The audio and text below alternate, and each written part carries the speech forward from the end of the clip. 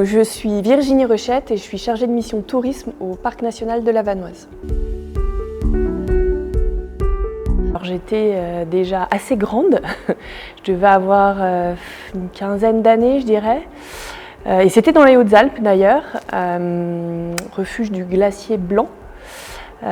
C'était pour une randonnée glaciaire et je me souviens que ça m'avait quand même assez impressionnée d'arriver dans cet univers, dans cette ambiance, avec tous ces gens qui semblaient tous des experts de la montagne, et je me demandais un peu si j'avais ma place ici. Et puis au final, j'y ai trouvé ma place et ça reste un souvenir très très fort, et j'ai eu envie plus grande encore quand je suis devenue maman de faire vivre cette aventure à mes enfants également. L'accueil. Ensuite, le deuxième, je l'ai déjà cité, c'est l'aventure. Et le troisième, je dirais que c'est une initiation, enfin, le côté initiatique. Alors mes attentes par rapport à ces journées, c'est de pouvoir échanger, partager des expériences, parce que c'est vrai qu'on a tendance à être peut-être un peu tous repliés sur nous, faisant face à nos problématiques. Nous en Vanoise, en plus, on a nos gardiens de refuge, donc voilà, l'entre-soi n'est pas forcément toujours la meilleure solution pour aller chercher des solutions. Et là, le fait de pouvoir s'ouvrir, y compris en transfrontalier avec les Italiens, d'autres propriétaires de refuges, de se rendre compte que finalement on est confronté aux mêmes problèmes, qu'on n'est pas tout seul pour répondre à ces problèmes-là, ces problématiques, je trouve ça très enrichissant. Et dans la même perspective, l'idée de pouvoir tracer des lignes directrices, un chemin commun sur lequel on va s'engager tous ensemble, c'est quelque chose qui est aussi rassurant et qui permet de donner un élan dans des problématiques qui parfois peuvent être un petit peu plombantes. Et des fois on se dit mais on va dans le mur quoi.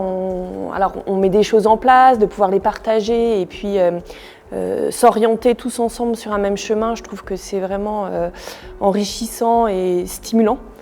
Et puis le dernier point, c'est de pouvoir passer du bon temps, voilà, autour de beaucoup de moments d'échanges un peu plus informels. J'apprécie beaucoup qu'il y ait des temps de pause, des goûters, des apéros, des repas, parce que mine de rien, le sujet est quand même extrêmement grave, voire même parfois angoissant, hein. On a eu des conférences hier qui, moi, m'ont vraiment un peu minée.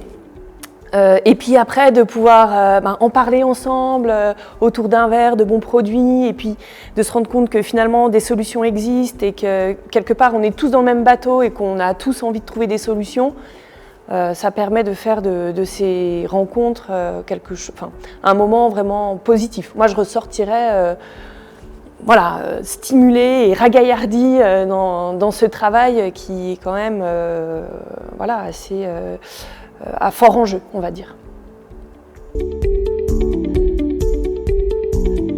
Cette image d'Épinal du refuge, lieu d'accueil, lieu de transmission, lieu où on vit une aventure, j'ai pas vraiment envie que ça change. En fait, j'aimerais bien qu'on arrive à conserver le refuge dans cette fonction-là.